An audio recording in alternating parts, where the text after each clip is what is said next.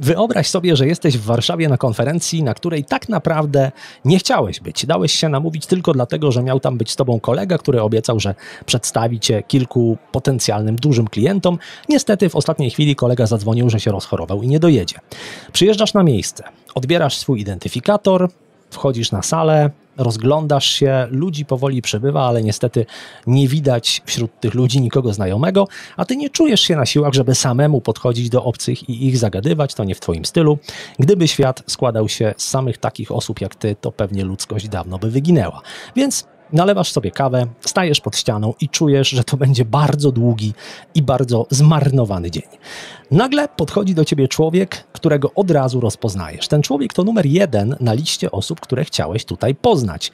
Tyle, że to kolega miał cię przedstawić i o tobie opowiadać. Gość patrzy na ciebie, przedstawia się i pyta, czym się zajmujesz. Co odpowiedzieć, żeby go zainteresować? Słuchaj dalej. Mała Wielka Firma. Podcast dla biznesu, rozwoju i przyjemności słuchania. Zaprasza Marek Jankowski. To jest odcinek numer 331. Możesz go posłuchać w każdej dobrej aplikacji podcastowej i w paru gorszych też. Zobaczyć na YouTubie, na kanale Mała Wielka Firma albo przeczytać na maławielkafirma.pl. Najlepszy sposób, żeby być na bieżąco z nowymi odcinkami, to zapisanie się do klubu Małej Wielkiej Firmy pod adresem maławielkafirma.pl/rejestracja. W tym klubie jest już ponad 15 000 osób i masz tam dostęp, bezpłatny dostęp dodajmy, do dziesiątków materiałów dla przedsiębiorców, które pomagają przełożyć wiedzę na konkretne działania. Zapraszam, zapisz się teraz pod adresem maławielkafirma.pl/rejestracja. To pierwszy odcinek po wakacjach, a to oznacza, że poza rozmową z gościem pojawi się w tym odcinku recenzja książki, natomiast jedno po tych wakacjach się nie zmienia, to znaczy nowe odcinki Małej Wielkiej Firmy będą się teraz pojawiać co 2 tygodnie, przynajmniej do końca 2020 roku, a co dalej zobaczymy. Tyle informacji porządkowych, ruszamy z głównym tematem, czyli jak ciekawie opowiadać o sobie. Moim rozmówcą jest dziś człowiek, którego zwykle łatwiej złapać poza domem niż w domu, bo ciągle gdzieś szkoli, konsultuje albo występuje na konferencjach, ale tak się złożyło, że spotkał na swojej drodze człowieka chorego na COVID-19 i musiał zamknąć się w domu na kwarantannie. Dzięki temu go dorwałem. Kto to taki? Paweł Tkaczyk. Dzień dobry, Pawle. Dzień dobry, Marku. Chciałem z tobą porozmawiać dzisiaj o tym, jak opowiadać o sobie, żeby nie zanudzić innych. Dlatego, że o ile my sami jesteśmy zainteresowani dość mocno własną osobą, o ile nasza mama może być tym zainteresowana, to inni ludzie niekoniecznie, a są takie sytuacje w życiu, kiedy chcemy i potrzebujemy tych ludzi sobą zainteresować. I pomijając takie sytuacje jak randka na przykład, albo jeszcze jakieś inne sytuacje prywatne, to skupmy się bardziej na tych zawodowych, czyli kiedy chcemy na przykład pozyskać klienta albo jakiegoś partnera biznesowego, jesteśmy na spotkaniu networkingowym i próbujemy kogoś zainteresować tym, co robimy zawodowo, jakim jesteśmy człowiekiem w kontekście właśnie zawodowym. I wydaje mi się, że dość powszechny problem polega na tym, że albo jesteśmy tak wychowani, żeby po prostu być skromni i się za bardzo nie przechwalać, albo jest drugi biegun i jak zaczynamy mówić o sobie, to wszyscy myślą, o Jezu, niech on już skończy, bo to jakiś taki samochwała. Więc jak znaleźć taki złoty środek i czy w ogóle trzeba go szukać? To czekaj, to ja zacznę od kontekstu randki, który tak zrzuciłeś po prostu i tak dalej. Opowiem ci o jednym bardzo fajnym przypadku. Jest sobie firma software'owa, czyli zatrudnia programistów. Programiści z jednej strony, tak się mówi, to jest stereotyp pewnego rodzaju, także mają problem w kontaktach ze światem zewnętrznym. To jest jedna rzecz. Natomiast druga rzecz jest taka, że robią rzeczy, o których nikt nie rozumie. To prawda. Nie? Czyli wiesz, jarają się kompilatorami jakby jądra i różne inne takie cudawianki. Mają swój świat. Mają swój świat.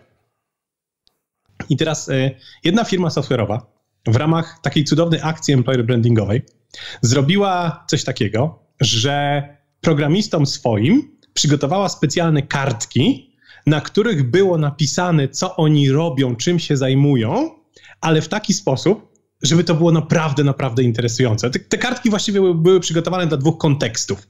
Czyli z jednej strony to amerykańska firma, jedziesz do domu na święto dziękczynienia No i wiesz, twoja babcia cię pyta, co robisz, a ty mówisz, optymalizuję zapytania w SQL-u, nie? A babcia mówi, no. Zajmij się czymś porządnym.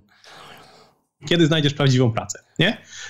A z drugiej strony na potrzeby randki właśnie, czyli dziewczyna cię na pierwszej randce pyta, co ty właściwie robisz i znowu optymalizuje zapytania w SQL-u, nie? Jeśli to jest speed date, słyszysz next, nie? Więc to. I to, co oni zrobili, to właśnie nie zrobili tam zapytania w SQL-u, tylko tam było coś takiego, że nie wiem, jak wyciągasz pieniądze z bankomatu, to ja piszę oprogramowanie, które zawsze pilnuje, żeby to była właściwa liczba banknotów, nie? Aha. I wtedy ludzie mówią, wow. I opowiadam to właśnie dlatego, że w opowieści o sobie, wbrew pozorom, nie chodzi o mnie. Jak opowiadam o sobie, to nadal powinienem opowiadać o kimś, no bo zobacz, w tym zdaniu o wyciąganiu pieniędzy z bankomatu jest o tobie. Nie? Tak. Jak ty wyciągasz pieniądze z bankomatu, to ja jestem tym gościem, który pisze oprogramowanie, które odlicza właściwą liczbę banknotów i tak dalej, i tak dalej. Więc pierwsza lekcja, zasada czy cokolwiek innego, to jest to, że opowiadanie o sobie wydaje się łatwe, dlatego, że to jest iluzja.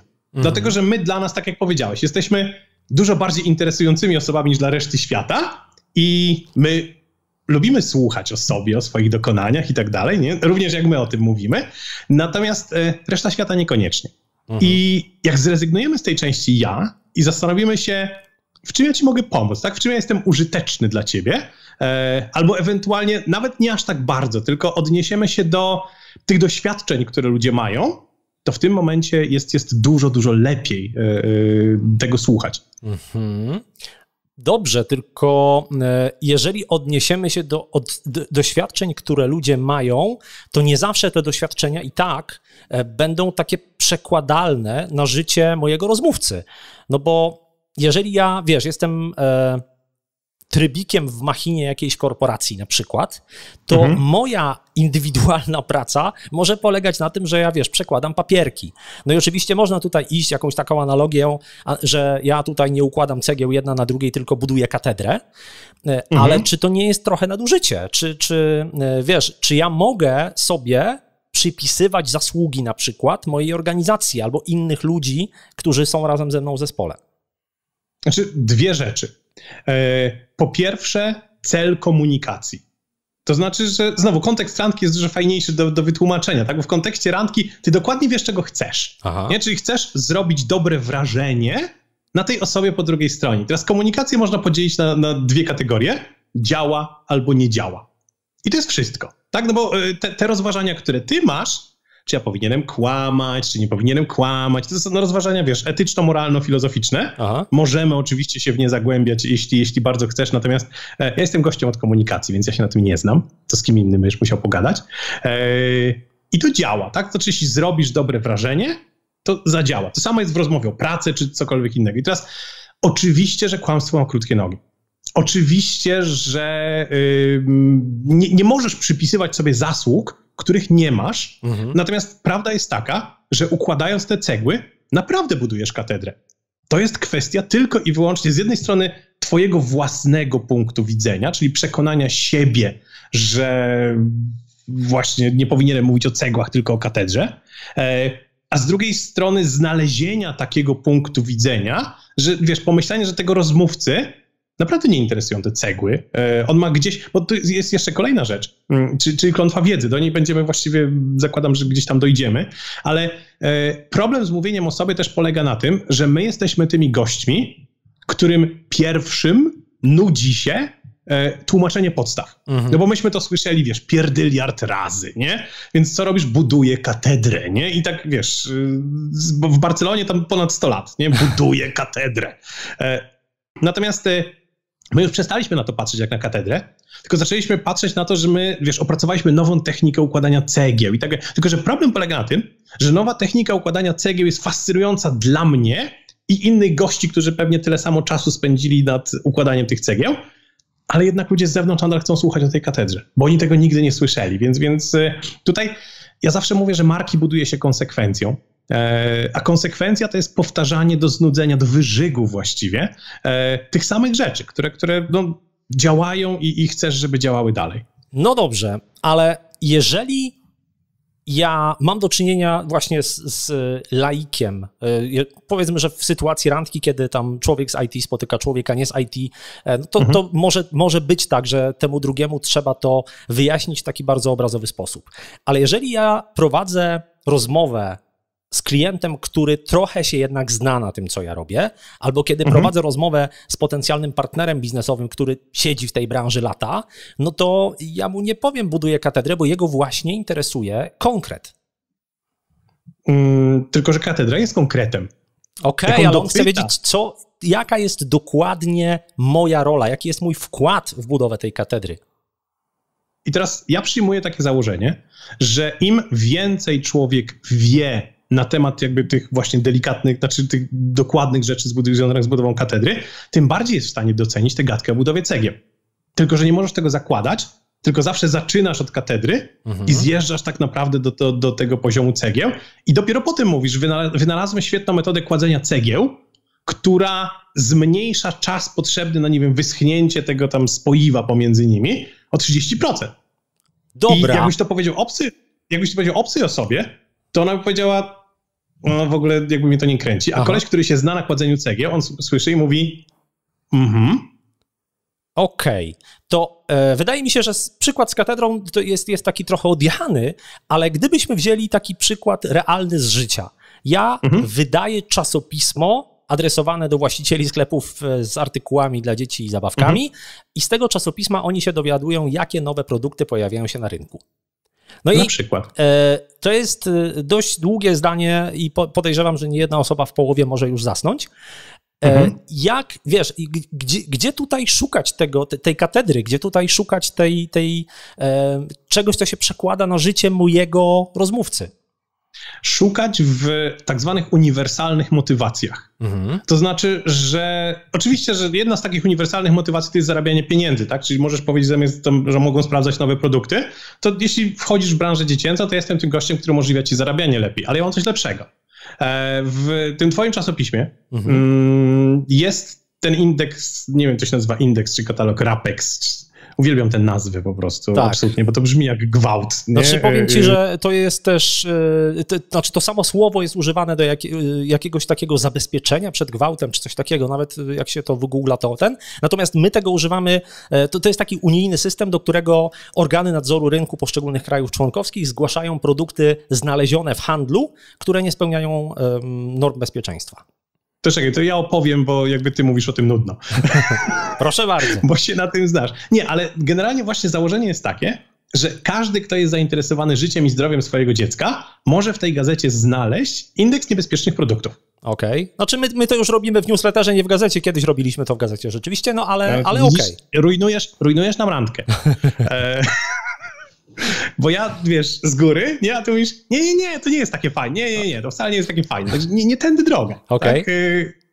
Czy matka może sprawdzić, czy jej dziecko się nie udławi jakimś klockiem? Może, nie?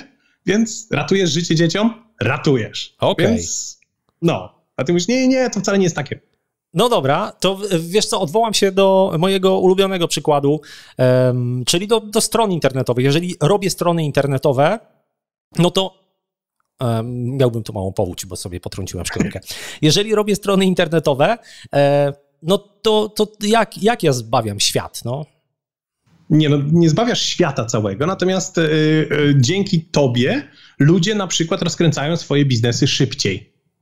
Co nie? Jakby to jest coś, co możesz powiedzieć. Akurat strony internetowe to jest taki temat, gdzie powinniśmy zejść jeszcze jakby krok głębiej, czyli zakładam, że wszyscy rozumieją strony internetowe, więc my nie musimy się zajmować znowu tym zagadnieniem katedra, cegły czy cokolwiek innego, strony internetowe, bo ludzie rozumieją, co to są strony internetowe. Natomiast nie rozumieją znaczenia stron internetowych. I tego szukasz tak naprawdę. Tak? To znaczy, że szukasz różnicy między dobrą stroną internetową a złą stroną internetową. I znowu, gdybym rozmawiał z kimś, czy w kontekście randki, czy jakby sprzedawania, czy czegokolwiek innego, zacząłbym od doświadczenia tej drugiej osoby. Przypomnij sobie, kiedy ostatni raz szlak cię trafiał, bo nie mogłeś wypełnić formularza na stronie internetowej, bo coś tam się nie wyświetlało, nie klikało, i tak dalej, i tak dalej. Ja jestem tym gościem, który upewnia się, że właściciele biznesów ich klienci nie mają takiego doświadczenia. I jestem tym gościem, który, wiesz, też mogę jakby Don Kiszoterię taką trochę uprawiać, także ratuję internet. Ale nie, generalnie chodzi o to, że w momencie, zobacz, kiedy zacząłem od twojego doświadczenia, powiedziałem, wyobraź sobie, że i to jest doświadczenie krótkie, proste, tak, ze stroną internetową, która nie działała, a ja jestem tym gościem, który robi tak, żeby działała i żeby ludzie nie mieli tego rodzaju problemów. To ja mówię, ej stary, jesteś ważny, bo się pojawiłeś w moim życiu. Tak, gdybyś był w moim życiu 2 dni temu, kiedy się wkurzałem na ten formularz, to moje życie byłoby lepsze. A to o to chodzi. To weźmy teraz taką sytuację, w której ja rzeczywiście znalazłem sobie ten taki koncept, którym trafiam do ludzi, którzy nie znają mojej branży i jestem w stanie im pokazać, że robię rzeczy ważne, które mają wpływ na ich życie najlepiej albo życie innych ludzi podobnych do nich. Ale jeżeli ja przedstawię się tylko jako takiego gościa, który wjeżdża na białym koniu i podbija świat, no to będzie trochę takie miałkie, to będzie takie samochwalstwo. I teraz właśnie jak tego uniknąć, to znaczy jak powiedzieć o swoich sukcesach, jak powiedzieć o swoich zaletach, ale tak, żeby nie brzmiało to jak wyłącznie samochwalstwo. Nie wiem, skąd w tobie ten problem, w sensie takim, że co jest, jaki jest cel? Wiesz co, się. Cel jest taki, żeby... Czekaj. Cel jest taki, mam się pochwalić, bo to o to chodzi, tak? Że jeśli powiedzieć o sobie coś dobrego, żebyś ty powiedział wow, nie? I to jakby z definicji jest pochwalenie się. A teraz ty wprowadzasz do tego ten element, jak się pochwalić bez chwalenia się. Po co? Okej, bo jeżeli wychodzimy poza to pierwsze zdanie czy kilka zdań, to jeżeli ja będę się tylko chwalił, to prawdopodobnie mój rozmówca uzna, że ma do czynienia z bucem po prostu. Z gościem, który uważa, że jest najlepszy na świecie i tyle. Więc zastanawiam się, jak powiedzieć, jak z jednej strony oczywiście wypaść dobrze, ale też zaciekawić, żeby ten mój rozmówca mi nie odpłynął i nie uznał mnie za gościa, który, wiesz, patrzy tylko na czubek własnego nosa. To czekaj, to 2 rzeczy, bo ja przyjąłem założenie, że chwaląc się, ty odpowiadasz na pytanie. Okej. Wiesz, bo to nie jest tak, że ja wchodzę do pokoju i mówię, hej, ratuję internet przed złym i tak dalej, i tak dalej. Nie. Ja przyjmuję założenie, że rzeczywiście ktoś cię zapytał, czym się zajmujesz i ty wtedy odpowiadasz na pytanie. Czy jakby masz ten taki minimalny kawałek, że masz minimalny kawałek uwagi, którego nie chcesz zmarnować. Natomiast masz absolutnie rację, że nie mogę wejść do pokoju i powiedzieć, jestem tym gościem, który ratuje, nie? I tutaj jakby znowu włącza się z jednej strony słuchanie. To znaczy ja uważam, że w chwaleniu się jedną z najważniejszych umiejętności jest słuchanie. Bo tak jak ci powiedziałem, żeby to zadziałało, musisz się włączyć w życie twojego klienta. I teraz jak masz opracowaną stałą gadkę, teoretycznie dla wszystkich, i nie słuchasz w ogóle, no to szansa na to, że trafisz w doświadczenie swojego klienta, bardzo niewielka. Natomiast w momencie, kiedy, wiesz, wchodzisz do pokoju, zamykasz się i słuchasz na samym początku i goście mówią, wypełniałem formularz 2 dni temu i coś mi tam nie działało, i potem jakby dochodzi do ciebie w tym kręgu całym biznesowym czy cokolwiek innego, tak? Co ty robisz? I ty mówisz, ten koleś opowiadał o formularzu, który nie działał. Ja jestem tym gościem, który pilnuje, żeby formularze zawsze działały. Tak? Mnie zabrakło w tym doświadczeniu. Więc tu masz rację, że jakby chwalenie nie, ale w momencie, kiedy ludzie cię pytają, to takie nastawienie, że właściwie nie powinienem się chwalić. Nie, masz... Nie, znaczy, żeby było jasne, jeżeli pytają, to ja oczywiście im odpowiadam i mówię o sobie jak najlepiej. Tylko podejrzewam, że jeżeli ja im powiem, że tam zbawiam internet albo ratuję dzieci przed zadławieniem, to będzie dopiero początek rozmowy, bo oni zaczną dopytywać, ale jak to? Albo jeżeli to jest sytuacja właśnie rozmowy kwalifikacyjnej, czy taka, w której ktoś chce, żebyśmy mu opowiedzieli więcej o sobie, no to jadąc wyłącznie tym, że wiesz, ja mogę powiedzieć, mogę zacząć wyliczać swoje zalety i osiągnięcia, tyle, że wydaje mi się, że to może być właśnie odebrane, wiesz, jeżeli będę to robił poza tym pierwszym zdaniem i będę tylko i wyłącznie się przechwalał, to może to być odebrane tak właśnie trochę nie najlepiej. Znaczy, ja nadal nie rozumiem tego. Znaczy, mniej więcej łapię, o co ci chodzi, ale potem podałeś kontekst rozmowy kwalifikacyjnej. Aha. I teraz na rozmowie kwalifikacyjnej wyobrażam sobie, że jest człowiek po drugiej stronie, który mówi, no proszę nam teraz opowiedzieć o sobie. No dokładnie. I oni oczekują tej litanii, tak? Więc jeśli ty znowu w tym miejscu decydujesz się, że jednak będziesz się powstrzymywał, to kiedy? Nie? Kiedy będziesz o sobie opowiadał? Więc rozumiem to samochwalstwo, rozumiem ten koncept człowieka, który wchodzi na imprezę i właściwie od samego początku nawala, wiesz, o tym, jaki on nie jest wspaniały i tak dalej, i tak dalej. Natomiast w momencie, kiedy przychodzi twoja kolej, nie powstrzymujesz się. To jest twój moment. Dobra. Czytałem u ciebie na blogu coś takiego, że kiedy człowiek właśnie, dlatego też dopytuję o to samochwalstwo, bo kiedy ktoś jedzie taką litanią, to, znaczy inaczej, dużo bardziej doceniamy człowieka za jego starania niż za jego osiągnięcia. Więc jeżeli ktoś tylko i wyłącznie się chwali, to będzie ta jego opowieść mniej ciekawa niż kogoś, kto opowie o tym, jak zmagał się z trudnościami na drodze do tego swojego sukcesu. Tak. Więc to jest zupełnie inna rzecz. No. Okej, no w takim razie kiedy to zmaganie się z trudnościami, kiedy taka opowieść może nam się przydać? Znaczy znowu, to być może moja klątwa wiedzy, ja przyjąłem założenie, że chwalenie się jest zrobione zgodnie z tą regułą, o której będziemy mówić za chwilę. Tak? Czyli no bo to właśnie, bo to nie jest tak, że wiesz, wchodzisz i nawalasz, jaki to nie jesteś wspaniały, bo to nie o to chodzi. To, co powiedziałeś. Jedna z reguł storytellingu Pixara mówi, podziwiamy bohatera za to, że się stara, dużo bardziej niż za to, że mu się udało. Podziwiamy bohatera za to, że się wspinał na wysoką górę, bardziej niż, że wszedł na niską. Nie? Czyli im bardziej pokażemy ten niski poziom, z którego zaczynaliśmy, im bardziej pokażemy, że nie nadawaliśmy się do tej wspinaczki w ogóle, tym bardziej ludzie będą nas doceniali za to, że weszliśmy na szczyt, nawet niższy szczyt, ale wiesz, no myśmy się nie nadawali do wspinaczki.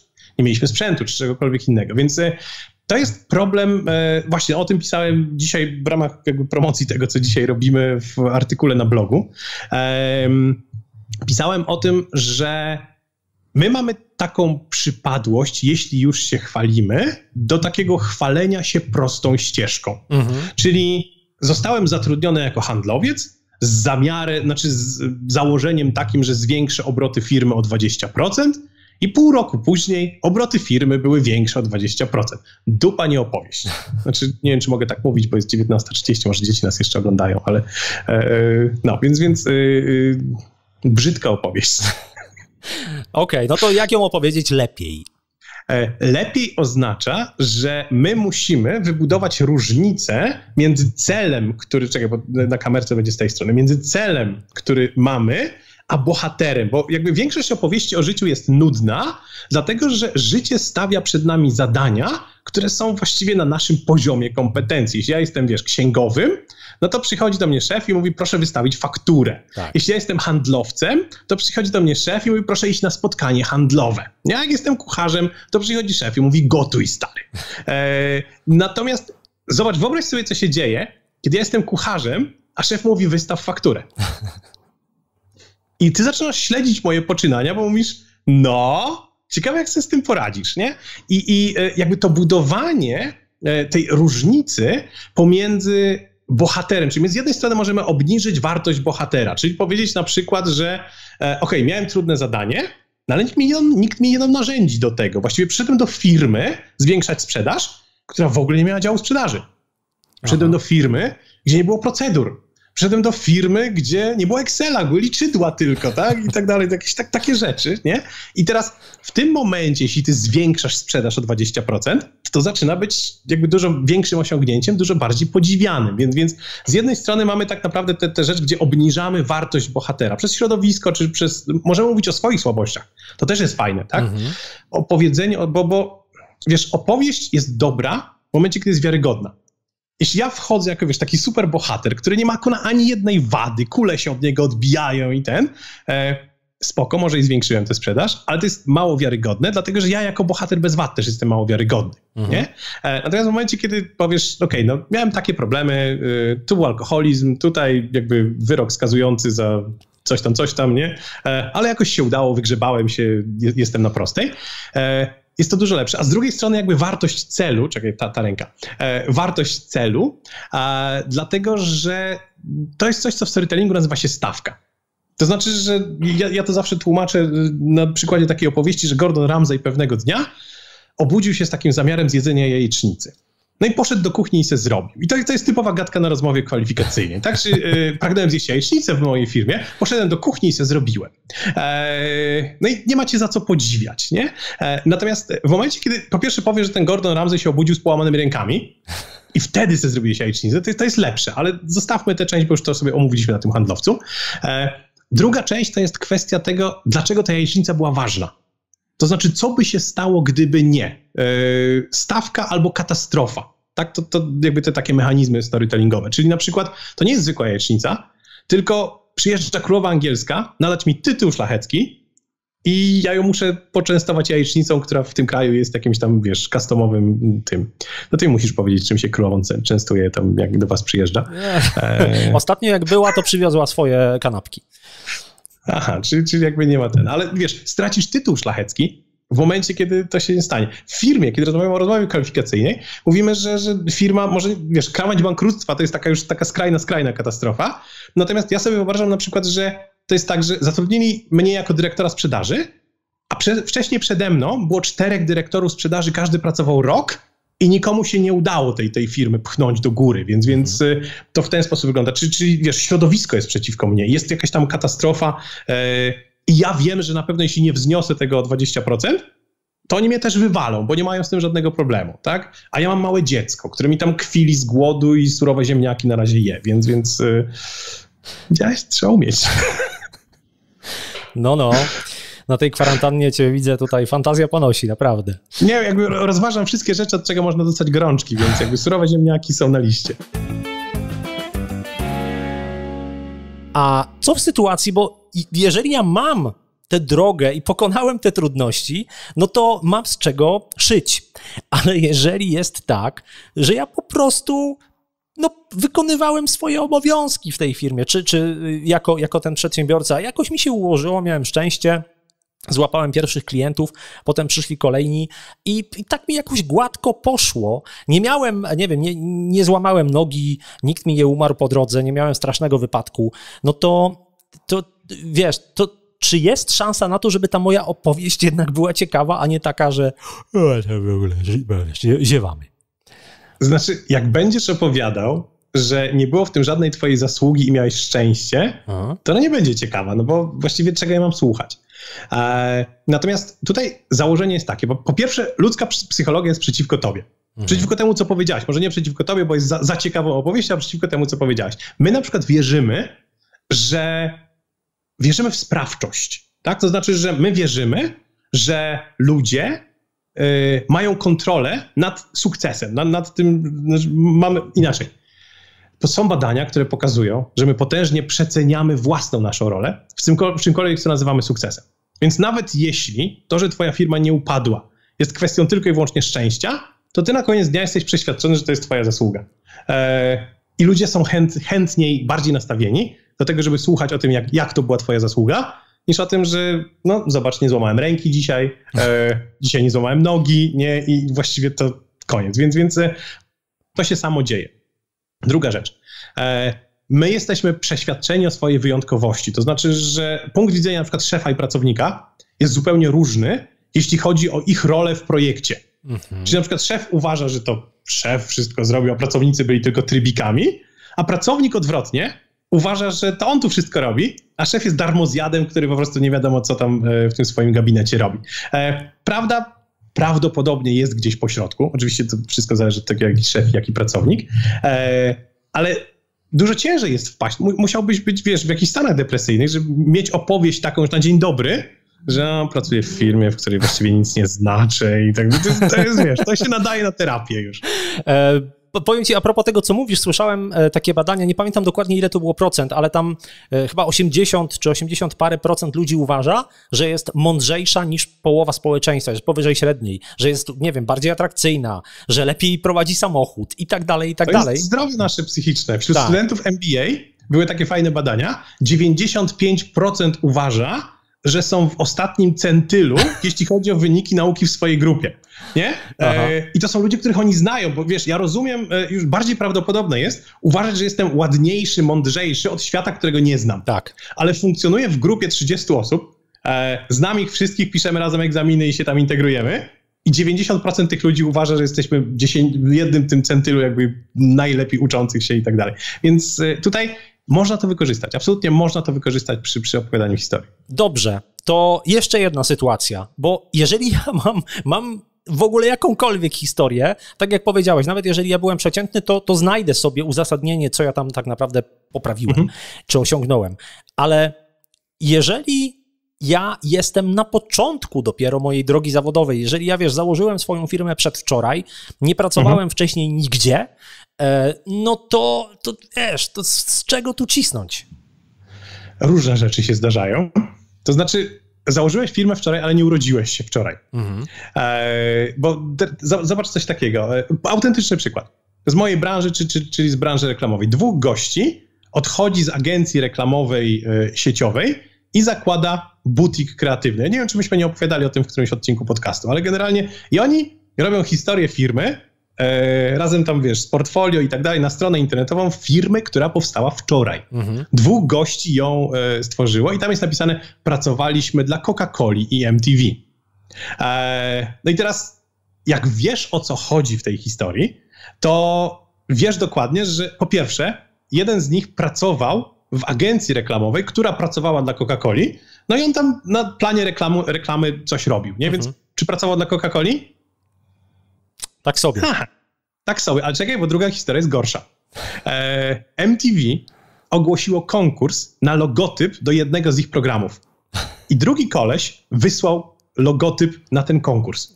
I nie dostali żadnej odpowiedzi, niczego. Pracowali dla MTV? No nie. No tak. Znaczy, wiesz co, no, pracowali dla MTV, no nie zapłacono im, więc ja bym tego nie nazwał pracą. No więc okej, ty byś nie nazwał pracą. Natomiast wiesz, co cię tutaj ratuje? To, że ludzie płytko się tobą interesują.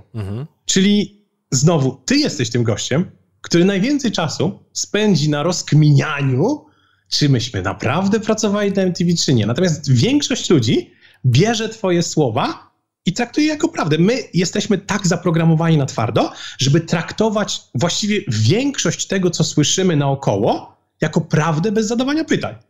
I teraz jeśli twoja historia się nie potknie, nie wywali na ryj tak dosyć poważnie w oczach słuchającego, to oni to wezmą, jak to mówią Amerykanie, at face value i pójdą z tym. Nie?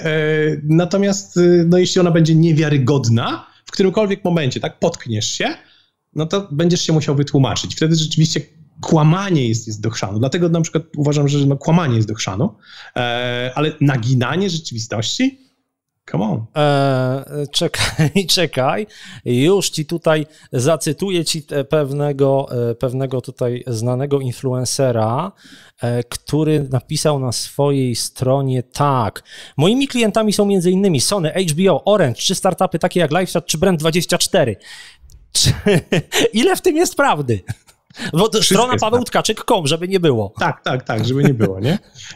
Wszystko jest prawdą, natomiast zobacz, nadużyciem na przykład, które jest nadinterpretowane w tym wszystkim, teraz to jestem ja wykładający karty, tak? W poprzednim zdaniu było, że pomagam firmom budować silne marki. Tak. Kropka. Moimi klientami są Sony, HBO i Orange. I teraz to jest coś takiego, co jakby w psychologii nazywa się błędem koniunkcji. Wiem, o co chodzi. To znaczy, że to, co wcale nie znaczy, że ty budowałeś dla nich marki. Dokładnie. My łączymy niezwiązane ze sobą elementy w spójną, logiczną całość. Ja mogłem robić mniejsze rzeczy niż budowanie marki kuna Orange, tak? No bo zakładam, że zrobił to ktoś inny. I tak dalej, i tak dalej. Natomiast, wiesz, pierwsze zdanie mówi budowałem marki, kropka. Drugie zdanie mówi pracowałem dla Sony, HBO, Orange, a nasz mózg łączy te dwie rzeczy za pomocą błędu koniunkcji w jedną jakby spójną całość. Okej.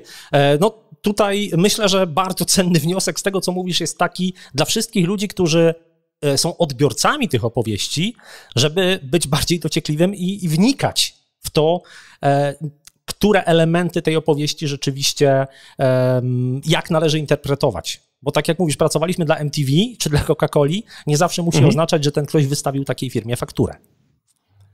Tak, absolutnie tak. Aha. Wykonał pracę, nie? Tak. W sensie walił młotkiem dla Coca-Coli czy MTV, natomiast czy była to praca, o której MTV czy Coca-Cola wiedziały, to jest już zupełnie inna sprawa. Dobra, to wiesz co, jeszcze bym... Ostatnie pytanie dotyczące takiego człowieka bez doświadczenia, bo jeżeli ktoś był wcześniej w korporacji, czy był nawet na stażu w jakiejś firmie i może się pochwalić tym, że tam, nie wiem, kserował dokumenty dla firmy X i może powiedzieć, że dla niej pracował, no to jeżeli ktoś nie ma takiego doświadczenia, to gdzie szukać jakiegoś zalążka tej swojej opowieści? W szkole, w podstawówce? Dwie rzeczy, bo pierwsza rzecz, na którą zwróciłeś uwagę, a którą myśmy właściwie pominęli, to jest coś takiego, co nazywa się transfer autorytetu. To znaczy, że powiedziałeś, że koleś kserował dokumenty dla jakiejś firmy X i teraz jeśli firma X to jest coś, co twój klient zna i szanuje, to samo kserowanie dokumentów dla firmy X sprawia, że jakby twoja wartość w moich oczach rośnie. Przez asocjację. Przez asocjację dokładnie w ten sposób. Więc to jest coś, z czym też powinniśmy się rozprawić. Powinniście używać czegoś takiego. Tak? Dlatego na mojej stronie jest Sony, HBO, Orel, dlatego że znacie, łączycie mnie, mówicie, Sony jest fajny, dlatego jakby Paweł Tkaczyk też jest fajny. Natomiast druga rzecz, gdzie szukać tego doświadczenia? Dlatego powiedziałem gdzieś tam kilka zdań wcześniej, nie urodziłeś się wczoraj. Bo to nie jest kwestia doświadczenia tylko i wyłącznie zawodowego. Oczywiście, że jeśli masz, 45 lat, i żadnego doświadczenia zawodowego, no to ja mam, wielką czerwoną lampkę w głowie, mówię, czego tu stary szukasz, nie? Natomiast jeśli masz 19 lat i żadnego doświadczenia zawodowego, no to umówmy się, ja się nie spodziewam wielkiego doświadczenia zawodowego po tobie. I teraz oddaj trochę jakby sprawiedliwości i szacunku twojemu rozmówcy na tej rozmowie kwalifikacyjnej. Uświadom sobie, że on wie, że masz 19 lat i nie masz 20 lat doświadczenia, natomiast on szuka prawdopodobnie umiejętności, a nie doświadczenia. I te umiejętności mogłeś wykazać poza kontekstem pracy, bo możesz na przykład powiedzieć, że jakby, nie wiem, mam 7 rodzeństwa, przetrwałem COVID, świetnie pracuję w warunkach stresu, nie? Więc coś takiego. Czy, nie wiem, pracowałem w szkolnym samorządzie, tak? Takie rzeczy się zdarzają bardzo często, tak? Że pracowałem w szkolnym samorządzie, zebraliśmy na jakąś tam chorą dziewczynkę 200 000 złotych. I ja mówię, kurde blady, jak odwaliłeś coś takiego w 3. klasie liceum... Szacun, absolutnie. Więc ludzie szukają umiejętności, a niekoniecznie jakby tego doświadczenia. To jeszcze nie koniec rozmowy z Pawłem Tkaczykiem. W drugiej części Paweł odpowie na kilka waszych pytań, ale najpierw recenzja książki. Książki, którą napisali wspólnie Ant Middleton, Colin McLachlan, Matthew Allerton i Jason Fox. Chcę wam dzisiaj polecić książkę pod tytułem Odważni wygrywają. To jest książka nietypowa, dlatego że ma aż 4 autorów i ci autorzy to nie są zawodowi pisarze, to nie są biznesmeni, to są byli żołnierze brytyjskich sił specjalnych. I podtytuł tej książki już to zdradza, bo brzmi on Lekcje życia i przywództwa od członków sił specjalnych SAS. Dlaczego ta książka może się przydać przedsiębiorcy? Dlatego, że przedsiębiorca, podobnie jak żołnierz sił specjalnych, ma do czynienia z wieloma niespodziewanymi sytuacjami, w których trzeba bardzo szybko podejmować decyzje w warunkach, kiedy nie jesteśmy pewni tak naprawdę, co nam zagraża albo co przyniesie przyszłość, ale warto też zwrócić uwagę na to, że żołnierze sił specjalnych są po pierwsze bardzo starannie selekcjonowani, a po drugie są uczeni takich zachowań, które można zastosować nawet w warunkach skrajnego stresu, skrajnego zmęczenia, w warunkach, kiedy większość z nas po prostu by się poddała. I to, co ciekawe w tej książce, to to, że wszyscy ci 4 panowie, wszyscy 4 autorzy, po tym jak wyszli z sił specjalnych, zajęli się czy to występami w mediach, czy to biznesem, i dzięki temu potrafią się świetnie komunikować i potrafią bezpośrednio przełożyć to, czego nauczyli się jako żołnierze, właśnie na sytuacje biznesowe. Jest w tej książce wiele cennych lekcji. Ja chciałem się podzielić tylko jedną, która szczególnie utkwiła mi w pamięci. Porażki i sukcesy należy traktować dokładnie tak samo. O co chodzi? O to chodzi, że jeżeli mamy wpadkę, jeżeli poniesiemy porażkę, no to trzeba po prostu przeanalizować ją i zastanowić się, co sprawiło, że do niej doszło.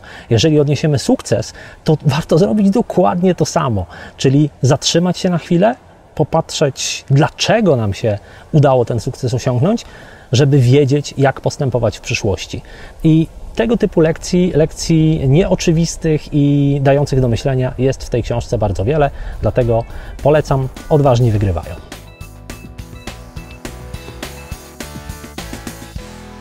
Tę książkę dostałem do zrecenzowania w ramach współpracy z wydawnictwem SQN, ale żeby było jasne, mówię o niej nie tylko z tego powodu, uważam, że naprawdę jest ciekawa i warto ją przeczytać. Wracamy do rozmowy z Pawłem Tkaczykiem, nagrywaliśmy ją w formie live'a. Pierwsza część to była rozmowa między nami, w drugiej części Paweł odpowiadał na wasze pytania zadawane na żywo. Tych pytań było łącznie ponad 50, do podcastu wybrałem kilka, a pełne nagranie, ponad 2-godzinne, jest dostępne w klubie Małej Wielkiej Firmy. Kilka osób prosiło o wskazówki, jak mówić o działalności w konkretnych branżach. Na przykład, kiedy jesteś trenerem personalnym, zajmujesz się ozonowaniem, produkujesz drewniane pionki do gier planszowych i tak dalej. Każdy pewnie mógłby tu wstawić własny przykład. Piotr Babula, my produkujemy zdrowe soki. Jak to przedstawić? Zdrowie?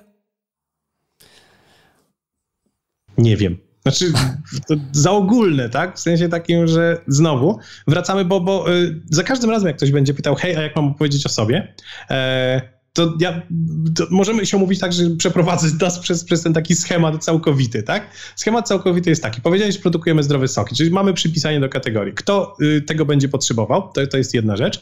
Natomiast potem zaczyna się proces decyzyjny klienta i teraz w tym procesie decyzyjnym on, musi cię polubić, więc zrób coś takiego, żeby się zaśmiał. Zrób dowcipne coś, ale zaśmiał to jest skrót myślowy, on musi coś poczuć. Potem on cię musi odróżnić od konkurencji. Odróżnienie od konkurencji można robić na kilka sposobów. Transfer autorytetu. Hej, produkujemy soki, które pije królowa angielska. Można liczbami, czyli nasze soki zawierają 2 razy więcej magnezu niż cokolwiek innego, albo zaspokajają wszystkie twoje dzienne dawki. Społeczny dowód słuszności, sprzedaliśmy pierdyliard tych soków, są jakby na liście bestsellerów New York Timesa. Nie? To raczej książki niż soki, ale jak dasz sok na listę bestsellerów New York Timesa, uważam, że jakby ludzie się na niego rzucą. Więc to. I potem właściwie już idziesz do call to action. I teraz to są elementy obowiązkowe w opowiadaniu o kimkolwiek, tak? Ja widzę pytanie na przykład, nie wiem, jak trenerkę personalną opowiadać, czy cokolwiek innego, tam pewnie gdzieś tam będą później. Natomiast to są obowiązkowe elementy w każdej opowieści. Afekt emocjonalny, rozróżnienie za pomocą pewnych jakby policzalnych jednostek i transfer autorytetu, czy znowu jakieś tam nie do końca racjonalne, pseudoracjonalne argumenty. Tak to działa. Ania pyta jeszcze tak, ja robię torty, banał taki, jak to ukwiecić i jeszcze dodać doświadczenie drugiej osoby, w sensie rozmówcy, nie? I jeszcze ten element zbawczy mojej działalności. Znaczy, ja uważam, że torty to jest mega wdzięczny temat, dlatego że torty wiążą się z potężnymi emocjami. I w momencie, kiedy w opowieści skupisz się na emocjach osoby, która ten tort dostała, to ty jesteś tym rycerką na białym koniu, która te emocje dostarczyła. Wiesz, powiedziałem, że tort to jest bardzo wdzięczny temat, no bo wyobraź sobie, że, nie wiem, sprzedajesz parasolki oświetleniowe do studiów fotograficznych. Rzucam, co mam, wiesz, przed oczami albo w tej wózki widłowe. Albo wózki widłowe. I tam nie ma tych emocji związanych z produktem. To jest ciężej wybudować. Natomiast, wiesz, tort, ja sobie od razu wyobrażam dziecko, które tam, wiesz, biegnie i tak dalej. Kobietę, która tam ma łzy w oczach, tak? Czy jakąś tam niespodziankę, czy cokolwiek. Tam jest mnóstwo fajnych rzeczy do opowiadania, tylko nie skupiaj się na tortach, ale na emocjach, które te torty dowożą. I wtedy jakby mamy to. Wiele waszych pytań też skupiało się na emocjach, a konkretnie na wątku, który pojawił się już wcześniej w rozmowie, czyli jak się chwalić, żeby nie przesadzić. I bardzo dobrze, że te pytania się pojawiły, bo dzięki temu udało nam się ten wątek pogłębić. Bogumiła Sobiczewska pyta, jak się chwalić, żeby nie być posądzonym o bufonadę? Mam wrażenie, że najtrudniejsze jest znalezienie środka. I znowu widzisz, że wracamy do tego tematu. Cały czas, nie? Że to jest strasznie trudne. Znaczy nie, ja nie uważam, że to było trudne. Ja uważam, że większość tej trudności leży w głowie chwalącego. To znaczy, że my mamy taką kulturę. Powiem ci coś kontrowersyjnego. Czytałem takie badania, nie wiem, na ile one są prawdziwe. Znaczy, w sensie staram się sprawdzać źródła i to są porządne badania, natomiast no, nie wiesz, możesz się z nimi zgadzać albo nie. Natomiast, że to wynika tak naprawdę z osadzenia Europy, tej części Europy, w kulturze chrześcijańskiej, rzymskokatolickiej. Jakby w tej takiej metaforze, że prędzej wielbłąd przez ucho igielne, niż bogacz do Królestwa Niebieskiego, gdzie tak naprawdę protestanci nie mają problemu z chwaleniem się swoją pracą, dlatego że w etosie protestanckim dobra praca jest chwaleniem Boga. Tak naprawdę. To jest niezależnie od tego, czy jesteś wierzący, czy jesteś niewierzący, tak? Chodzi o to, że ten etos jest bardzo mocno osadzony. Ta różnica między jakby rzymskokatolicyzmem a protestantyzmem, widać ją właściwie właśnie w koncepcie chwalenia się. Czyli Amerykanie, których uważamy za takich właśnie, wiesz, bezwstydnych czasami, tak? W tym chwaleniu się, oni to mają między innymi dlatego, że, wiesz... Oni zaczęli właśnie od czegoś takiego. No Brytyjczycy też to mają. Czasami jest tak, że właśnie coś jest takie bardzo, bardzo chwalone, a się okazuje, że wcale szału nie ma, no ale to jest to na pewno element kultury. I myślę, że właśnie te wątpliwości, które mamy związane z tym, czy przypadkiem nie będziemy trochę za bardzo tacy bufoniaści, wynikają, no właśnie tak jak mówisz, z tej kultury, tylko to, że ja sobie z tym poradzę w mojej głowie, nie oznacza, że mój rozmówca nie odbierze mnie jako bufona. Znaczy, to czekaj, bo to jest kwestia tego, czy bufonada ma miejsce w twoim budżecie. Zupełnie poważnie, bo kiedyś, nie wiem, czy tego też nie opowiadałem ci kiedyś, ale byłem na takiej konferencji, gdzie to była konferencja dla fotografów, ślubnych, weselnych, dzieciowych i tak dalej, i tak dalej. I ja im opowiadałem o tym, w jaki sposób właśnie zwiększyć obroty w biznesie i różne inne cudawianki. Jedną z tych rzeczy, które im pokazywałem, to były tak zwane maile ponaglające. Czyli wysłałeś do klienta ofertę i klient się do ciebie nie odzywa. I teraz jeśli wysłałeś tych ofert 20 i nie odzywa się do ciebie 10 klientów, no to kuna wysyłasz maile ponaglające, tak? Hej, wysłałem do ciebie ofertę, robimy czy kuna nie robimy? I jedno z pierwszych pytań, które dostałem, a propos tego, bo to jest świetna praktyka biznesowa, właściwie zerowym kosztem, znaczy kosztem wysłania tego maila, zwiększasz liczbę ofert, na które ci odpowiedzieli o ileś procent. Nieważne ile, ale ileś, nie? Bo to może iść tylko w górę. Tak. I teraz pierwsze pytanie, które dostałem, było takie. Czy nasz klient nie uzna, że jesteśmy zdesperowani?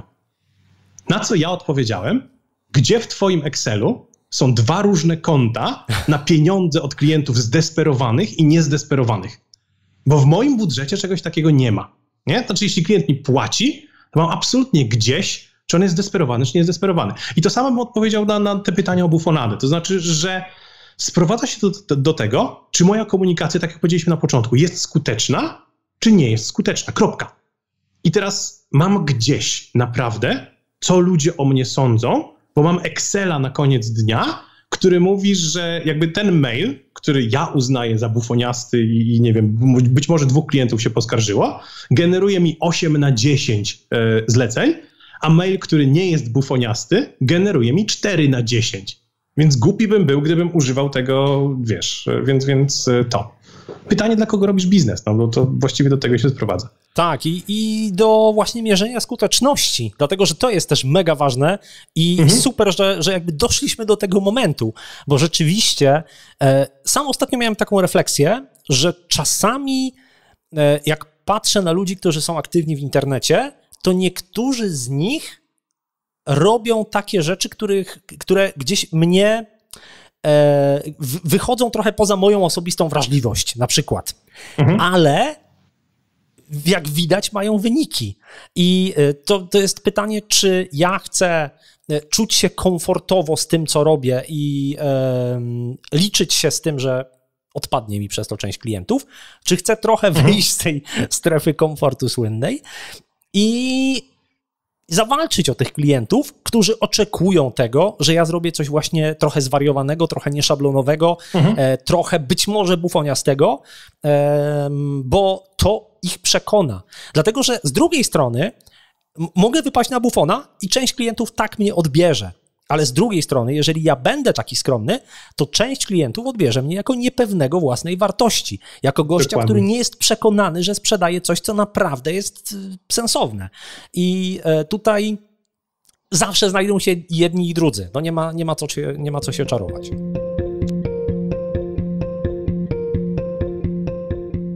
Nie ma się co czarować, że tylko mówienie o swoich sukcesach jest trudne, mówienie o tych słabszych momentach, o wpadkach też, chyba nawet bardziej.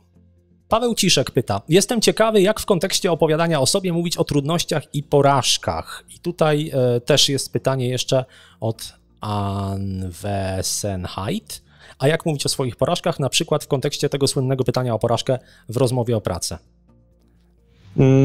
No właśnie dokładnie w taki sposób, żeby to pokazało tego bohatera, który się potknął, a potem się podniósł. Bo porażki, wiesz, oczywiście, że my mamy z jednej strony taką perwersyjną przyjemność ze słuchania o ludzkich porażkach, ale no nie po to jest ta komunikacja. Na rozmowie kwalifikacyjnej, czy randce, czy cokolwiek innego. Zwykle podtekstem tego pytania jest, wiesz, opowiedz mi o porażce, a zakończ to tym, czego się nauczyłeś. Albo ewentualnie no, w jaki sposób cię to rozwinęło, czy cokolwiek innego. No bo opowiadanie o porażkach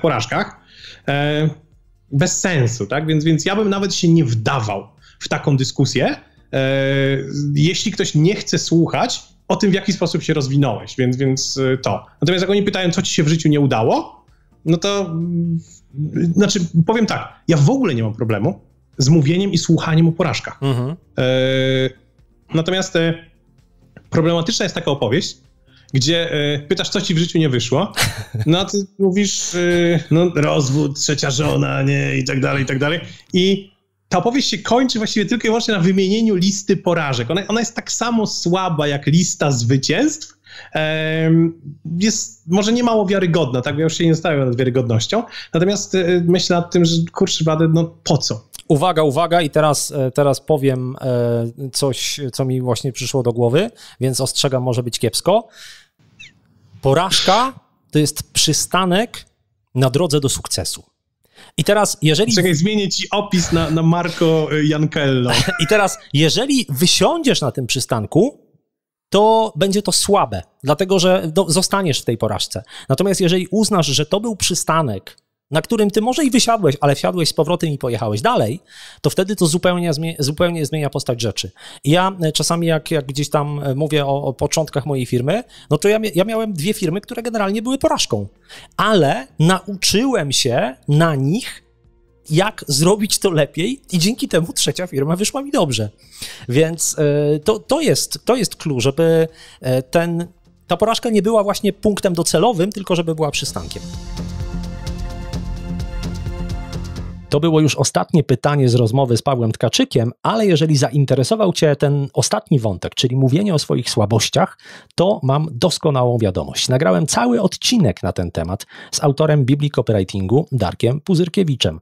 Posłuchaj krótkiego, 40-sekundowego urywka. Jest taka stara technika copywriterska, która mówi: ujawnij w swoim produkcie jakąś słabość, jakąś wadę, jakąś coś, bo co się wtedy dzieje? Klienci tak szukają wad. Klienci nie wierzą we wszystko, co napiszemy i nie wierzą, że to będzie takie proste, łatwe, przyjemne i to wszystko po prostu bez problemów ujdzie. Będą szukać tej wady. Więc są 2 opcje. Albo ty pokażesz im tą wadę, albo oni sami znajdą nie taką, którą chcesz.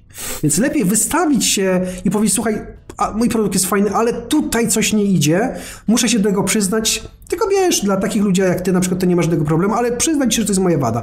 I wtedy jest, aha, faktycznie ma wadę, czyli jest coś prawdziwego, namacalnego. Całą rozmowę z Darkiem Puzyrkiewiczem znajdziesz w 157 odcinku podcastu na maławielkafirma.pl/157, jak 157 odcinek. A w klubie Małej Wielkiej Firmy czeka na ciebie nowy prezent do pobrania, PDF z opisem 4 strategii, które pomogą ci wyróżnić się na tle konkurencji. Jeżeli jeszcze nie macie w klubie, zapraszam na maławielkafirma.pl/rejestracja. Nowy odcinek za 2 tygodnie. Na razie.